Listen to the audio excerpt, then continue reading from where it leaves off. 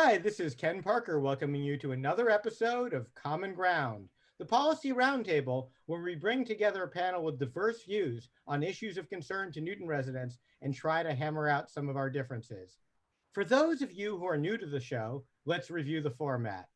First, I introduce a topic. Then we go around the table once with each panelist expressing a viewpoint.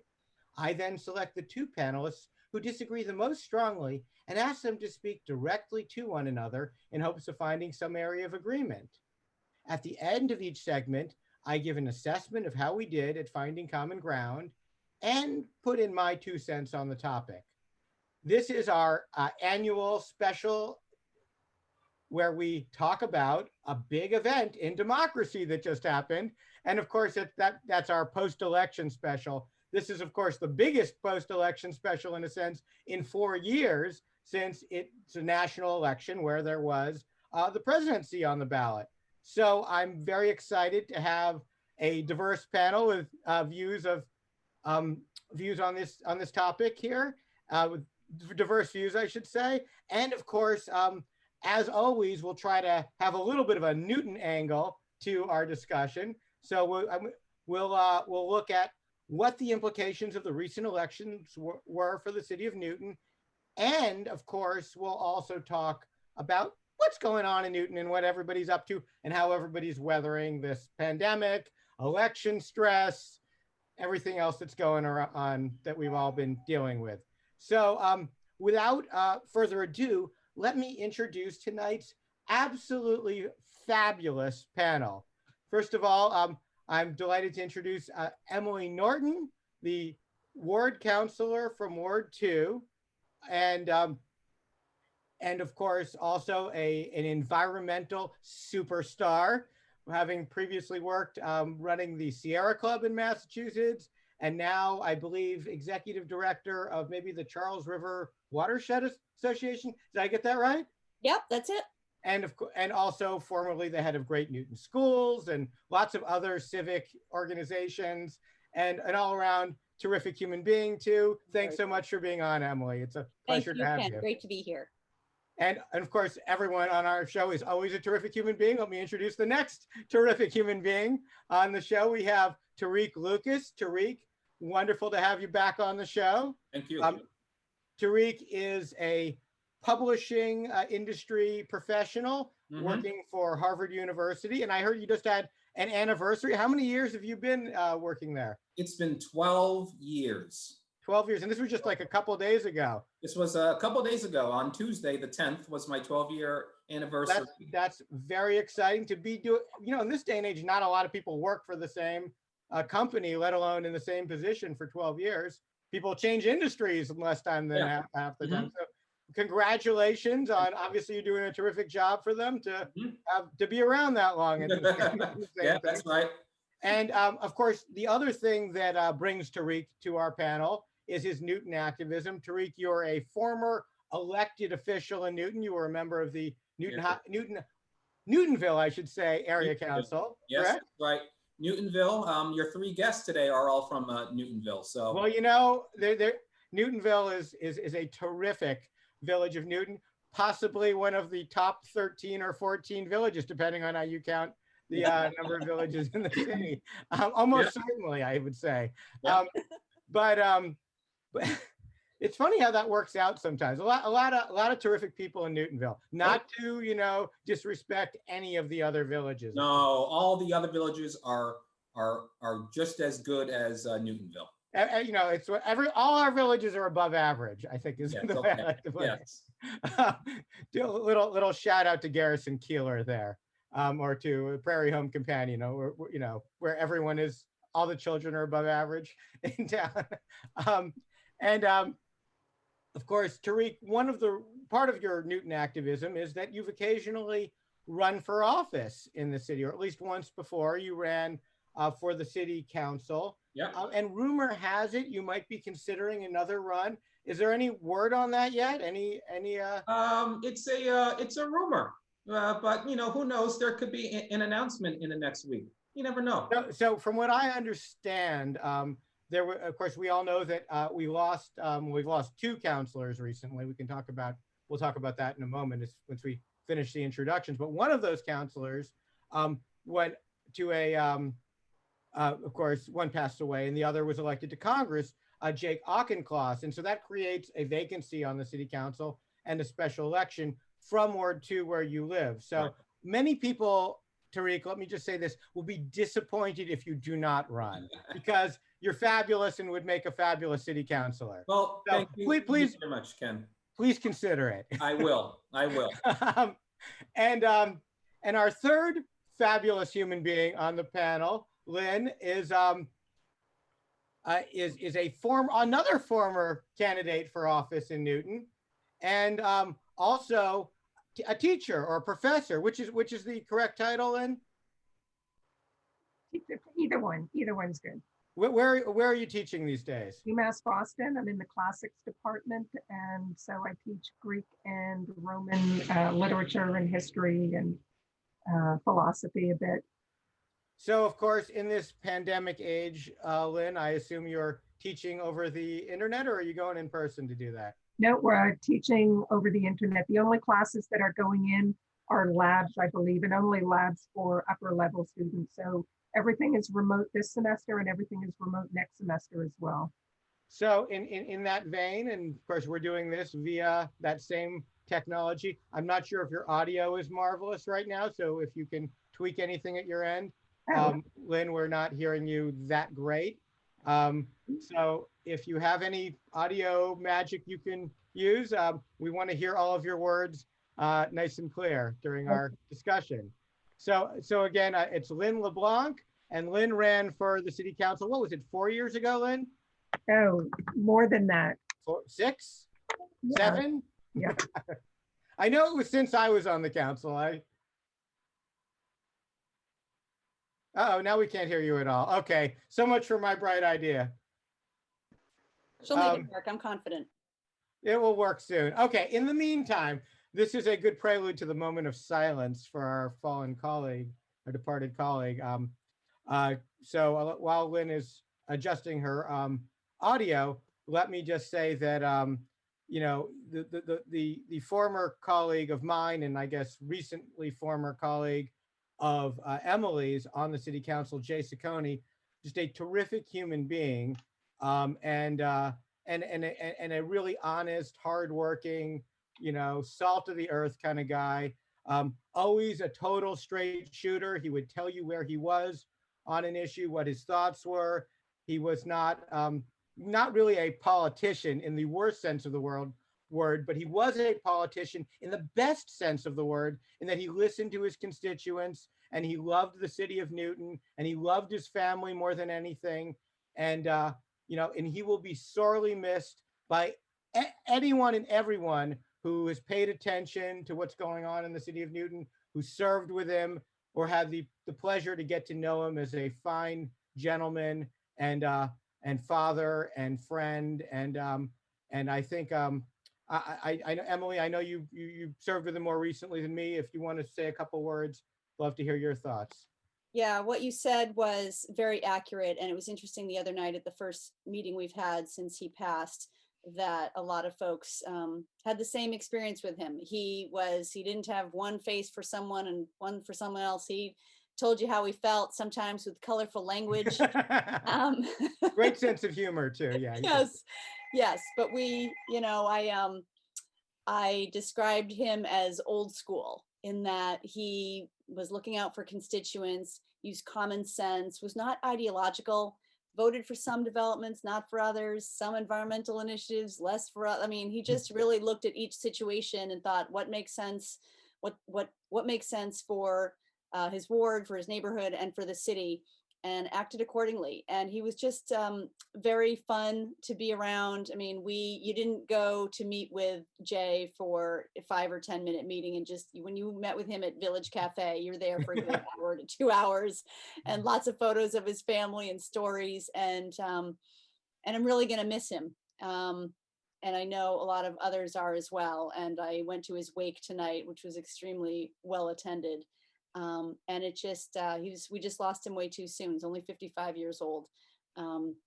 but he, the way I think of it is that it was his heart. He had a weak heart, that his heart was just sort of too big for this world. I think he was just a really, really special man and would do anything for you. He really exemplified public service. So when people diss politicians, they weren't dissing politicians like Jay Saccone. No, a politician in the best sense of the word, really.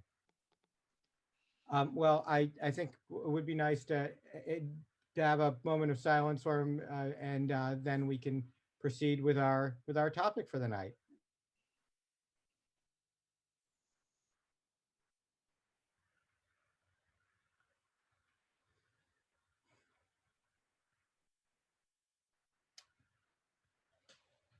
So,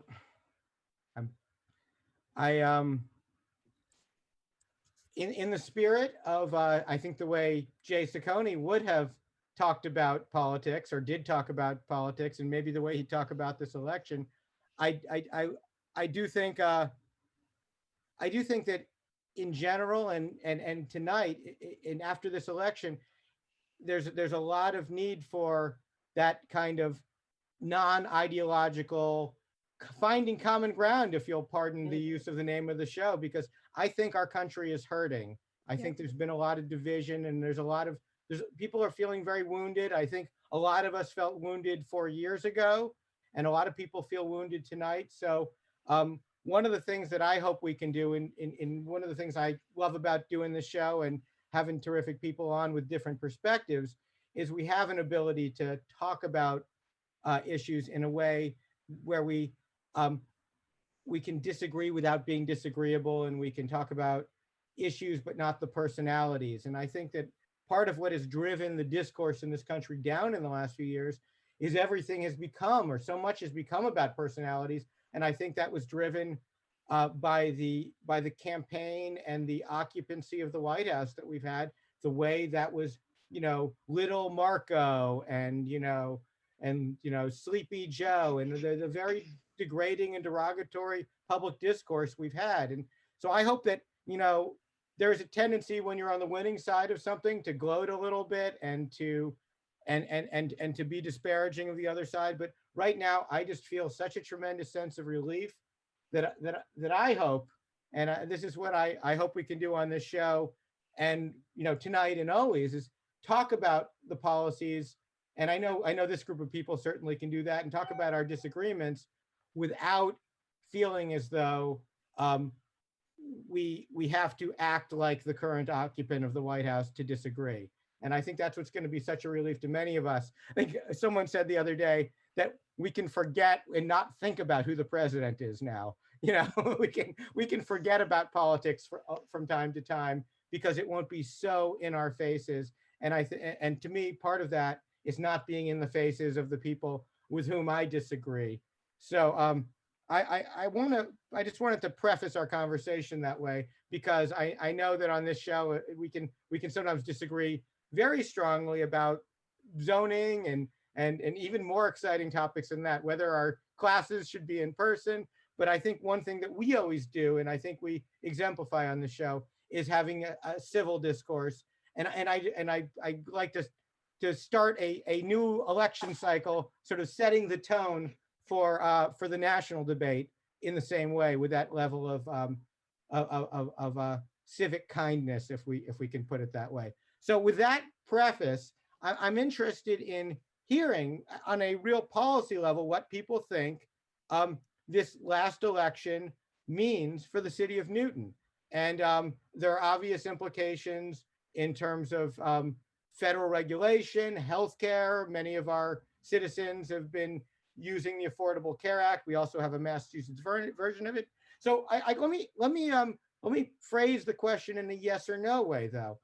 Since Massachusetts is somewhat insulated and Newton is somewhat insulated, does this national election really matter for the city of Newton? Will our quality of life, we have Romney care here, so to speak, or as some people would call it, Massachusetts Democratic Legislature care, as I think Ruth Balzer called it at one point. So I'm going to go around the table and ask folks, does this election really matter for Newton, or would we have been fine either way? and why briefly. So Emily, I'm going to let you lead this off. Thank you so much, Ken. So I think it's going to be good for Newton. I won't go into my views on the current president, but I was very happy with the results of the election. I think particularly when it comes to investment. So we haven't had a federal government that's wanted to invest, whether it's infrastructure or clean energy or anything that's really investing in our future. So we are facing cuts right now to our public transportation here in Newton, our bus, our commuter rail, which particularly affects Newtonville. And with a federal government that partnered with us and wants to invest in public transportation, that could really help Newton quite a bit. So that's, I think, one of the biggest ones. As you know, my day job, I'm the executive director of the Charles River Watershed Association. Cities and towns also need a lot of investment when it comes to climate resilience. Even if we were to stop using fossil fuels tomorrow, which tragically we are not, climate change is here. It's already causing extreme storms and heat waves and drought and flooding. So we know there's going to be more and more damage. So having a federal government that will help us protect our communities and protect our populations is also really important. And we have a new congressman who's from Newton. So I know that I will be in touch with him on various things to be fighting for our district, for our state, and for our city. But those are some key ways that I think that we can and will benefit. Tarik, what do you think? Was this election meaningful for Newton, or is it we've been fine either way? No, all elections are important. It doesn't, whether it's a local election, state election, or a federal election, they're all important. We're in the middle of a pandemic. I don't know when this is going to end, but at least now we have the president of the United States is now someone who believes in science and will listen to scientists and public health officials on how to best handle this pandemic from a national, federal point of view. It is important that we have strong leadership on there and we have the right people advising the president when it comes to wearing masks and social distancing. These are all very important things. I think it's the most important issue right now. I mean, the pandemic has completely changed the way how we live our lives. It's changed the way how we work, live, commute, shop, whether we go to the movies or not. It's completely changed everything. And I'm very happy that there is a president now who will listen to the right people and the people who know how to best handle the pandemic. Thanks, Tarik.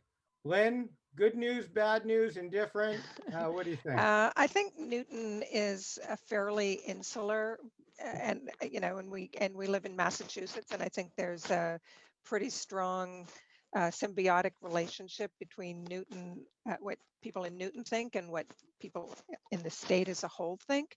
But I do think the national election will impact not only Newton, but Massachusetts. And Tarik talked about the COVID, and one of the ways that, this could really impact Newton and Massachusetts is the sort of rumor going around that there'll be a 4 to 6 week lockdown, like a further lockdown. And so as we're sort of trying to recover economically, the further shutdown, I think, is going to impact Massachusetts. And I think that's one way national politics will be felt in Newton. I'm sorry, are you saying there'll be a 4 to 6 week lockdown soon, or when I haven't heard this rumor. Well, it is just a rumor, but I think, that Is this has. something Governor Baker is proposing? Oh, no, this is something I think that would come from the White House at some point, but that's a rumor that I've heard that that there might hopefully be. By the time January 20th rolls around, we'll have a vaccine, right? Maybe. Well, right. Well, there is one in the works, so yep. But so I hadn't heard that rumor. So hopefully the numbers are down by then and we won't need a lockdown. I was thinking we might need a 2-week lockdown right now, though. But Governor Baker seems to, at least according to some of the experts, have the right approach and have this approach where with this curfew. I mean, let me ask this. I'm curious whether folks feel like are we on the right track in Massachusetts? I mean, the numbers have skyrocketed. We were at about 150 new cases a day few months ago at the low point. Now we're around 2,500 a day. Governor Baker has come out with some new rules. What does everybody think about those new rules and whether they're on the right track? I want to go around the table once on that. Emily, what do you think? So I agree that the numbers are looking very, they're going in the wrong direction. And particularly I've been monitoring the wastewater chart from the MWRA is measuring COVID in our waste basically. And the numbers in some parts of the state are higher than they were in the spring. So it's really, really alarming. I did have a meeting with the mayor this morning, and she reported that we don't necessarily know the way we did a few months ago, where it was pretty clear where the contact tracing when we began it was able to be relatively effective. But now people don't necessarily know that we're not able to trace everyone's contacts the way we were previously. So it's less clear where the transmission is happening. We do know that whereas in the early days, there was a lot of fear about contacts like surfaces. Now we know that wearing a mask is so important and for everyone to wear a mask, and that there's a lot of transmission from indoor spaces. So I personally am a bit nervous when I see people inside restaurants and coffee shops and places that you can't wear a mask when you're indoors because you're eating or drinking. That does seem to me that may be on the list. And I don't say that lightly because I am very concerned about our restaurants here in Newton. But on the other hand, we have to tamp this down again. Yeah. So I wouldn't be surprised if there were more limits like that coming in. Emily, I'm curious, what is your impression? You're very in touch with the community, of ward counselor, talking to people. How do people in Newton feel about this curfew, the 10 p.m. to 5 a.m. curfew? I haven't gotten any complaints about that, maybe because not a lot of us are out and about. The more of the complaints that I've gotten are people sort of seeing other people out and about without masks. So wondering why we're not doing more to enforce it, why the police aren't doing more. They see construction workers, particularly earlier months ago, they'd see construction workers or our police not wearing masks. Now we know that outdoors is really less of an issue. It's more of the indoors. Well, the governor's mandates is absolutely anywhere out of your home. No, I know, but that's relatively new. I'm just saying what people have complained to me about. That's what they've complained to me about. We're also hearing that there's a lot of concern about now as people are kind of sick of not being able to do anything, that they're gathering indoors with friends and family. And, that's really dangerous. And I mean, on Halloween it was like 30 degrees, but we put a fire pit out in the front lawn and we socialized with people outdoors. It's fun. I mean, I would encourage us to continue to do more outdoors as we're able. So, I mean, I guess my question is, so far, no one has objected to this mask mandate then? You haven't heard anything? I have not heard any. It's been about a week, I guess, or it's been more than a week since it was announced. No, I think people that I've been in touch with welcome it. Interesting. What do you think, Tarik? Is Newton comfortable with Governor Baker's approach? Are you comfortable with Governor Baker's approach? Yeah, I mean, as you said, Ken, during the summer, the COVID cases were in the range of 100 to 200 new cases a day. Yesterday, it was 2,600. Last week, it was at 1,700. Now it's 2,600 new cases a day. It's going up. We have to do something to get these cases down, the new cases per day down. So there is a curfew, as you said, from 10 to 5. For me personally, I'm not out of the house that late anyways. So it doesn't really affect me or really anyone in my family. And Newton as a whole is not it's not Boston, it's not Brighton, it's obviously not New York City. It's not a 24-hour city. Even before the pandemic, most businesses would be closed by 10, and then some would maybe stay open to 12. But we have to take the pandemic seriously. I know my brother, for example, he went on a small vacation in Oklahoma, and they are not taking the pandemic seriously out there. I'll just say that. No one is wearing a mask there. So Massachusetts should lead the way when it comes to wearing a mask. I hope the rest of the country will also take the pandemic seriously. Otherwise, this is going to go on and on and on until you can vaccinate 300 million people. Lynn, what do you think? Newton, is Well, Newton? I think there's sort of a disparity going on. You know, we had an initial lockdown because there were so many deaths, and we didn't know what was going on, and you know, it was just a terrible situation. And so the number of deaths were what informed decisions that were made about lockdown. I think what we have now is a different situation where we have number of cases rising, and we don't hear as much about the number of deaths. Like if you listen to the news, you hear cases, cases, cases. And this is telling us that the number of deaths is not at the same level. And I think we have to take into account the, you know, sort of the big picture. If we make the mandate for masks, which is fine, because masks are helpful, then we have to say, well, then we can carry on our life as, you know, normally as we can, like opening up businesses. If we have the mandate for masks and shut down, I think there are so many people who are in dire straits and financial dire straits, in mental health dire straits. And I think these are not really taken into account. We're insulated in Newton. The majority of people who I know can work from home, but there are many people whose livelihoods are being destroyed, their families are being destroyed because they have no way to provide for them. I think, you know, I think it's a terrible thing. I think it's a very serious thing, but I think an approach that is more holistic might be something to consider. Thanks, Lynn. I guess I'm going to put my 2 cents in on this mini subtopic and then go back to my moderator role. I do feel as though we've put ourselves in a bind as a society a little bit based on what Tarik was describing as people's resistance to wearing masks. There was a motorcycle rally in Sturgis, which I actually was at, not as a motorcycle rider, but not this year, but many years ago. When my wife and I were traveling the country.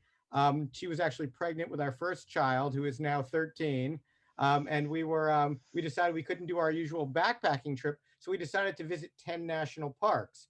And it was on the last leg of our journey when we were coming back across the country. We'd just been in Yellowstone and Rocky Mountain National Park, and we're heading back. And then we were going to go to, we were at, of course, Mount Rushmore and heading to the Badlands. And we went through Sturgis, and there were all these people, and they were with their motorcycles. They're very friendly, and it was really cool. And they're from all over the place. And I was like, wow, and it was like so densely, so many people there. And I thought, this is just an amazing thing that these people all get together, and it clearly means a lot to them. But it also clearly to me was an opportunity in the context of the pandemic to be a super spreader event, and to see footage of that this year and photos from that where people weren't wearing masks. It's pretty clear that for whatever reason, because some of our political leaders disparaged mask wearing, I think it was considered maybe not manly in some cases and not even politically correct in some political circles. And I think as a result of that desire to be politically correct in that cultural group, their political correctness, and I would call it right-wing political correctness, the opposite of what people usually mean when they say political correctness, I think caused a lot of spreading. And I think that happened throughout the country. And I've got to say that, you know, you look at a map of the country and you can see, you know, if a political map, you see these lines around states, but there are no walls around our states. Those lines are political boundaries. They're not physical boundaries. People travel across them and diseases travel across them. And so I do, and the same goes for the boundaries within the state, to say Newton's doing okay and this other community is not. Well, people live and work in one community, work in another community, might visit friends in another community. And so I think we are all in this together. And I think that if we do need another lockdown, it will be because people did not take mask wearing seriously enough. In terms of the point as to whether or not we do need another lockdown and what the economic consequences of that would be, I think ultimately um, are the economic consequences of not doing the lockdown. We won't do a lockdown unless things are so bad that our emergency rooms and our intensive care units are overwhelmed. And if at that point, it's going to be better for our economy to recover from this than it would be to ignore that and not do a lockdown. I hope if we do another lockdown, it will be as brief as possible. Someone suggested early in the pandemic that we do an on again, off again, keep everybody's job going, but have 2 weeks of break where we all stay home unless we're first responders, emergency workers, 2 weeks off, and then everybody works, maybe even a 6-day work week. You work for like 8 weeks and another 2 weeks off, because that'll break it up where 2 weeks off will be a time where the virus numbers will come down. So we'll have drop and then inching up, drop, and then there'd be testing at the time it drops, so that we'd be working 80% of the time, much as we mostly do anyway. So there are creative solutions that will keep the economy going. And this is one thing that I really feel has suffered in the current climate of where we haven't talked about issues. It's been entrenchment and hostility and us against them. So I think if we, as Tarik said, listen to the scientists and are more civil to one another and think about what the actual problems and solutions are, I think we can be creative while still doing what the scientists recommend and the medical professionals recommend, and wearing the mask. So I, for one, am someone who suffers personally by not being able to be out after 10 o'clock, because every single day up until last Friday, I went for a walk, for a couple-mile walk at around 11 o'clock, sometimes a little later than that, sometimes a lot later than that. And I haven't been able to do that. But, and to me, that's a great release during the pandemic. But I'm going to follow the rule, because Kant's categorical imperative, we're all in this together. I guess there's another imperative: do unto others as you would have others do unto you. And so to me, that's what the new civic engagement needs to be about. We need to all be in this together, and that's the way we're going to stop the worst consequences. And to Lynn's point, yes, the deaths are down, but deaths are still there. There were 20 yesterday. I mean, and those are 20 people's loved one, more than 20 for every person who died. There were a lot of family members and people who cared about them. So I hope you're not thinking that I'm, not aware of that, no, or, not or way, trivializing that. But, one thing that we have to sort of look at as well, it's not just the COVID deaths, but our flu what do flu deaths look like now? And the flu is something, H1N1 was a devastating flu, and we do need to take the precautions, and we do need to take it seriously. But we also, yeah. You're absolutely right, Lynn. And of course, one of the things I worry about is once the ICUs are filled with COVID patients, people with heart attacks, with other serious ailments, they can die. They're not a COVID death, but they'll die because as a secondary effect of the pandemic getting too intense. That's why we should wear our masks to prevent a lockdown. But if we need a lockdown to save lives, I'm for saving the lives and providing government assistance, which the government should be doing. In every past pandemic, the government stepped up in a way that I think should serve as a model for what we could do now. But let's talk. Emily raised these environmental issues. I'm curious what people think about the implications of this election for our air quality and for climate change. Will it matter? Will our people? Is it going to matter? Emily raised the issue, and I have an opinion on this, but I'm interested. Lynn, do you think that electing someone who like Joe Biden ultimately? Well, let me play devil's advocate. No, let me just say this. I think that everyone knows and believes that pollution is a terrible thing, and our quality of air is we really, and water, our water supplies, our groundwater. I mean, these are things that we need to care about. These are things that many people care about now. Whether we have a national policy, would that make a difference? Of course it would. But the other thing we need to think about is, if you're talking about air quality, there are many countries that affect where we are as well, and there's this sort of clean up our air, but it's globally it's not necessarily a united front. So No, I'll you leave raise it a at that. great point about the Paris Accords and other agreements that we've dropped out of, whether we can get back into those and put the pressure on those other countries to as part of an international cooperation. Yes, but the Paris Accord had serious flaws. You could buy pollution. That's not a great thing. You could say, well, I'll pollute, but if I take this little country under my wing, I can pollute. So it was not as serious as many people might like. And so, well, it certainly wasn't as stringent as many, but it was better than nothing, as they say. And now we've got nothing in terms of international agreements, and being engaged and being part of the discussion with other countries. It's a step-by-step strengthening. I certainly agree. We could and should do more.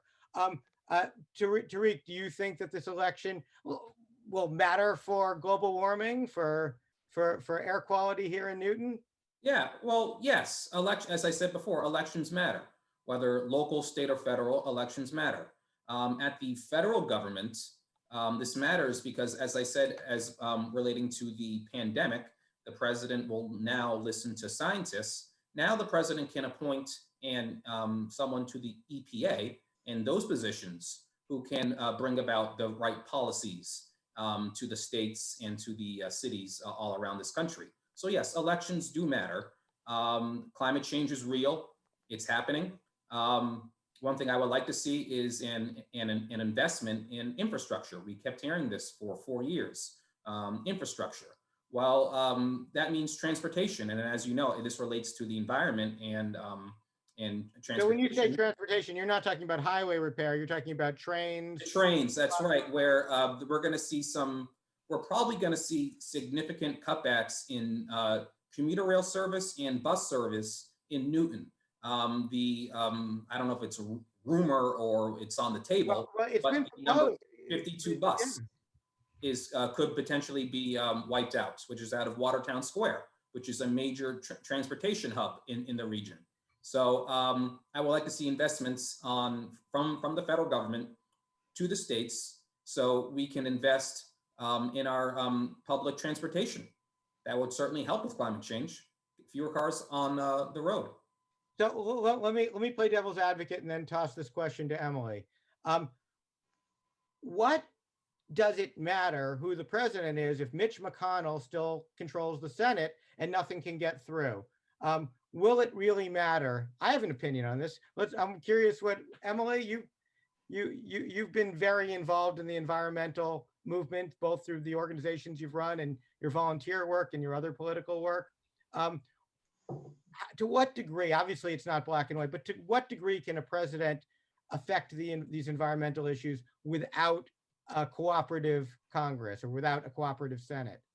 Well, it's definitely not as good, but what's shocking is that when you look at the polling, even most Republicans want more action on climate change. So this is really a situation where you have Congress listening to, or Republicans listening to, fossil fuel lobbyists and chemical lobbyists. Trump put coal lobbyists and chemical lobbyists in charge of the EPA.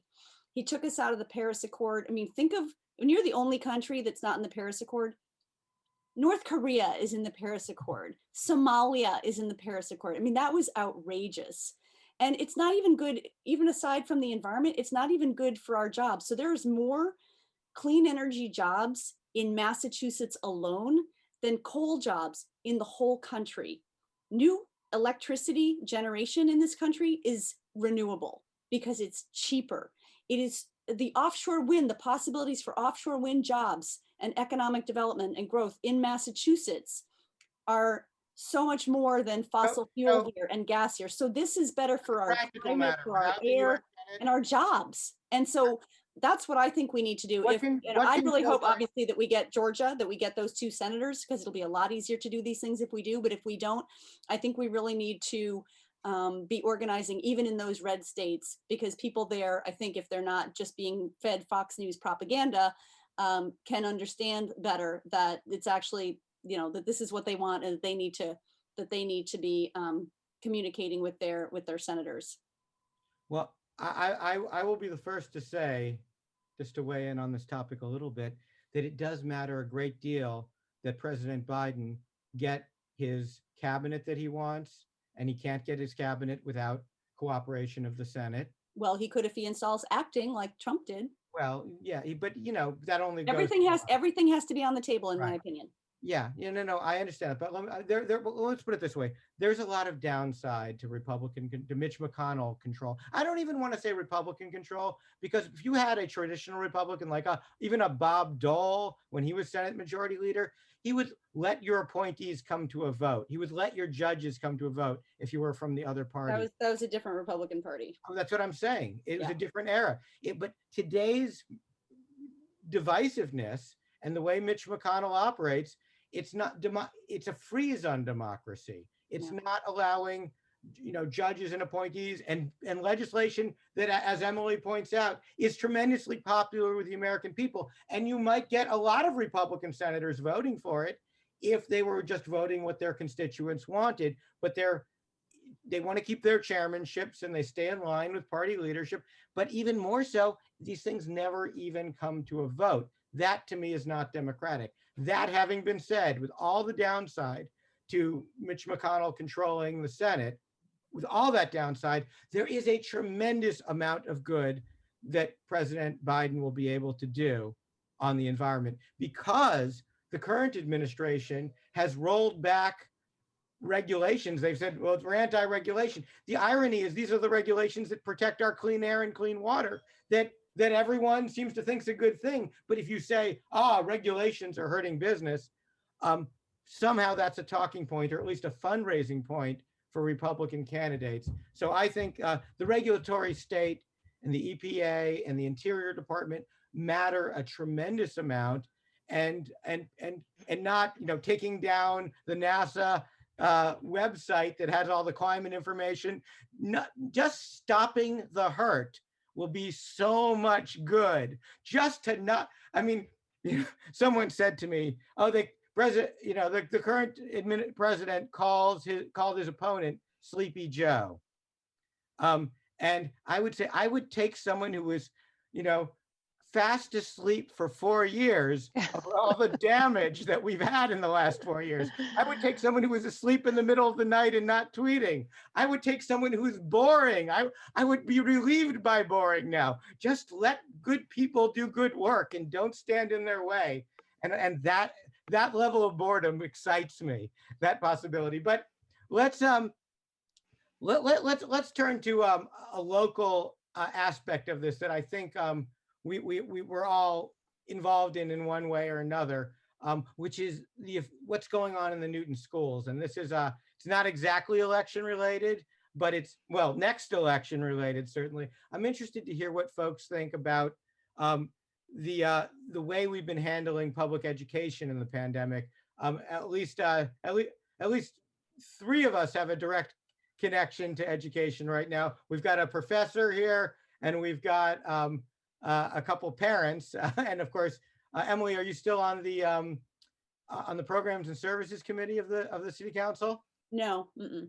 So you're in the I'm on finance. Yeah. Okay, so you're dealing with the school. I knew you were on one of the committees that dealt with the school budget. So, I've heard a lot of angst from people about the remote learning that's been going on, or the remote programming, which people feel in a lot of cases is not as much learning and is not as much socialization as they'd like for their kids. I'm interested to hear what your impression of this is, Emily, since you're intimately involved, obviously, both as a parent and as a city councilor. Yeah, so just to be fair, the schools are not really the area of the city council, which I know you weren't implying, Ken, aside from really budgeting. So deciding when the schools Talk to the reopen. parent then if it's not within your. Right. So, but certainly as a parent, I am familiar with what's going on. So last spring, I think it's fair to say there was widespread disappointment with how we addressed education in those March through June period. And then it turned out there was a memorandum of understanding between the school committee and the teachers union that actually prohibited new instruction. So there was a reason our kids didn't really learn anything, and it was not a public MOU. It was something that was made public through the Freedom of Information Act. I'd heard that there was one that they were discussing now. I didn't know. I'm just saying that's what happened in the spring, which did not, the fact that a lot of things were done sort of behind closed doors, and a parent had to vote on that then? There was not a public vote, which is not the way it's supposed to happen. Well, no, but I mean, the open meeting law requires all substantive votes to be in Right. public. Right. You can't do that in executive. So anyway, that was the spring. Okay. I think many of us thought that there would be a lot of planning over the summer. And so fast forward to where we are now, a lot of parents have been pointing out to us that a lot of our neighboring communities do have more kids in the building for more periods of time than we do now. And I think it's fair for those who are asking why that is. It's a little unclear to me as a city councilor. I've been asking these things and even asking, okay, that's where we are now. What are the criteria to get the kids back into the schools? Haven't really gotten a straight answer on that. I am very sympathetic to the administrators, to the teachers, to the staff, to everyone who's involved, the school committee, everyone involved in this. That, no one had faced a pandemic before, so it's hard to know what to do. But to me, our educators, and Lynn may have a different opinion since she's teaching online only, it sounds like, but are more like grocery store workers and healthcare workers, that their job does require to be doing it as effectively as possible, particularly for the younger kids. It requires being there in person. And I say this as someone who's watching. So one day, just to help the other city councilors have a sense of what it was like, because a lot of the city councilors, their kids are out of the schools, they're older. So I took a picture of my 12-year-old in school. So he was in bed, shirtless, with the camera on his computer off, on his phone watching a movie. And I work, so I'm not there watching him all the time. And I was like, what are you doing? You outed your son? I did. I took a picture of him and then I sent that photo around. So it's tough. Even so, the superintendent has been making the case that if the kids are remote and not in the building at all, they're actually going to get more time in learning. But I don't think that at the younger ages in particular, just because they're online all day doesn't mean they're necessarily taking it in all day. And having said that, my kids are definitely learning more than they did in the spring. But we know that there are a lot of mental health issues among many of the kids now. They feel isolated. There's depression. I mean, for some kids, if their parents are working outside the house, they're alone all day. Maybe not the littlest kids, but middle school and high school, just alone all day in front of your computer. That's not good for mental health. So I would like to see us have more urgency over getting the kids back in the building, being taught in person.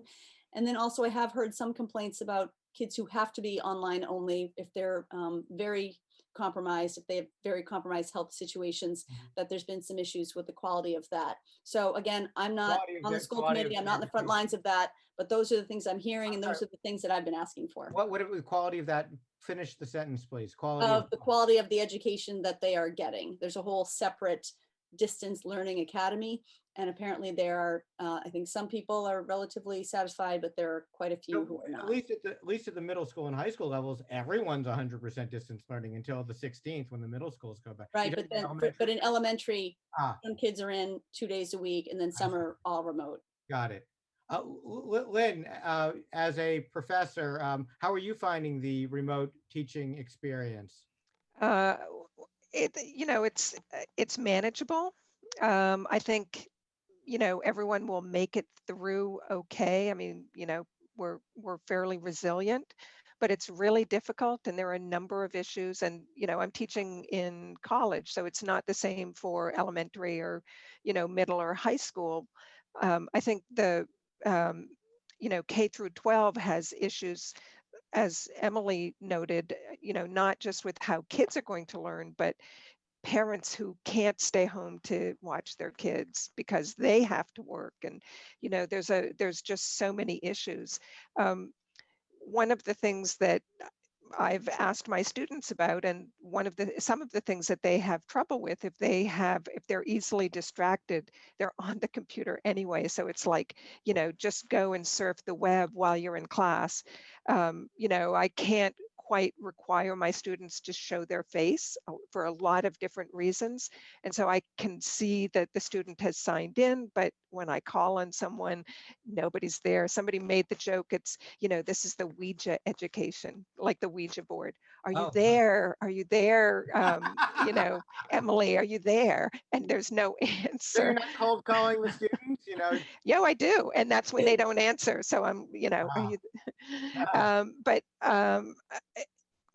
I have to say, I think in higher education, I think this semester is definitely better than, the ad hoc and sudden spring semester. Yep. Tarik, I won't make you weigh in on this if you don't want to, but if you have any thoughts. Yeah, but just, I sympathize with the parents and students who moved to Newton for the education and for the wonderful public school system. When I was 3, we moved from Boston to Brookline so that my siblings and I could receive a better education. So again, I sympathize with all those parents and students who moved to Newton for the schools. And we definitely need to open the schools, but we need to do it safely. And as we said earlier in the show, the cases of COVID-19 are going up in this direction. They're not going down. So we have to get COVID-19 under control first. We have to find a way to lower the number of daily cases in this state. And that means continue to social distance and wear masks. That's all I'll say on that one. But then as a potential candidate for city council and as a potential city councilor, I will do everything that I can as a city councilor to make sure that the schools can open safely. But it's not going to come from one person. It has to be a collective group of people, meaning the school officials, the school committee, teachers union, parents, teachers, and students. They all have to find a way to come together and come up with a plan that we can open the schools safely. So you've just reminded me, talking about the group of people that make things go and the names behind the scenes that you sometimes reminded me of this absolutely wonderful person who's done so much behind the scenes for the city, who's just announced his retirement, City Clerk David Olson, who I had the pleasure of serving with and in fact voting to appoint the first time. And I have to give some credit to my former colleague, Marcy Johnson, who who chaired the committee that selected him, that recommended him to the city council, the then Board of Aldermen, for appointment. David Olson was an absolutely fabulous city clerk because he listened to people and he was thoughtful and responsive. And he's the kind of guy that made so much work. And he's going out the way I hope that people can go out to enjoy a retirement, not the way that sadly Jay Saccone has left public service. So hopefully we can do the public health things we need to do so that many and most of us can go out the Olson way, not the other way. But anyway, thank you, David Olson, for your terrific service to the city. In terms of this of the public education in the pandemic, I agree with everything everyone said. I just want to make maybe 2 further points based on my 2 children. First of all, my son, Ben, is 13, and I found that the pandemic teaching was extremely wanting in the spring. I didn't really feel like there was much education going on. There was a little bit of a check-in, and it's online now, but it is much better. I will say that it's my understanding most of the 13-year-olds are chatting on their phones with text chats, during classes, but I think they're paying some attention and they're learning something. And starting next week, they're actually going to have 2 mornings a week in person. Is it as much as I'd like to see? No, but is it better than nothing? Yeah, it's better than nothing.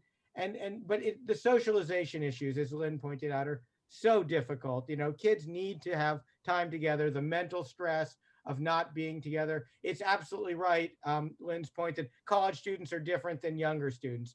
So my second point is about the other end of the spectrum. Our daughter, Melissa, is 4. She's born in the summer, so scheduled to start at Zervis next fall. And I will say that even as the strongest advocate for public education that I've ever met, in terms of I'm not a fan of private schools. I think a key at the core of democracy is that we all share a public education that brings us to a higher level. I will be the first to say that if 5-year-old kindergarten is remote learning, Melissa's going to private school where she can be in person, because 5-year-olds are not going to learn sitting at a computer all day. And I feel for the parents of children now in the elementary school grades, because kids should not be sitting staring at a screen all day. It's bad enough the amount of time they spend staring at a screen without the pandemic or without school being online. But Melissa has thrived going to daycare where they wear masks and they've been observing social distancing, and there hasn't been a single case of COVID in the months they've been going, knock on wood. And they do the temperature checks, they do everything right. I sure hope we can find a way of doing that for our elementary school students sooner rather than later. And obviously, hopefully the pandemic will be over totally. But if it's not over, we have got to get these elementary school kids back in person as soon as possible. I'd rather close restaurants to in person and make them all takeout and all outdoors and have elementary schools open than the current status. I just want to weigh in on one other point that was raised during the show. By the way, this has been a terrific conversation. You're all marvelous, and thank you so much for doing this. The one other point I want to weigh in on is I do not see this election's results for Newton as being marginal or small. I see the election that we just got through as being life-saving. The United States of America was a patient on the operating table. This was a case of life or death. Joe Biden was elected and our democracy survived. Had Joe Biden not been elected, it is not clear to me that America as a democracy had any future. We had, and not, by the way, because Americans don't like democracy, and not even because Republicans don't like democracy, but because one individual had managed to co-opt a political movement and put himself before the good of our nation and made it an us against them situation. And I think that people say, oh, they're worried about other people like him. There may be other people like him, but I think this was an individual who wanted to be a dictator and given 4 more years may well have succeeded. So I feel like we survived the operation, and whatever else, I'll take,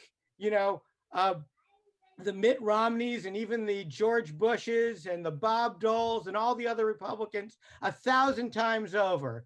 Republicans who believe in our Constitution and our democracy before I would take 10 years of them before I take 5 minutes of what we've just gone through. And I won't be fully relieved until January 20th and the Biden-Harris administration is sworn in. But thank God our country survived this and we've lived to fight another day. And I just can't, it's just not a marginal thing. It's a wonderful sense of relief that I feel for our country. So we can continue to have discussions and disagreements about issues and candidates and everything else. So thank you so much to our wonderful panel. Hope you'll all come back and join us again on another show. Thank you to the fabulous people at New TV, in particular Brian, for making this happen. And thank you to everyone at home for watching. Please join us again next time when we try to find just an eensy weensy teeny tiny bit more common ground.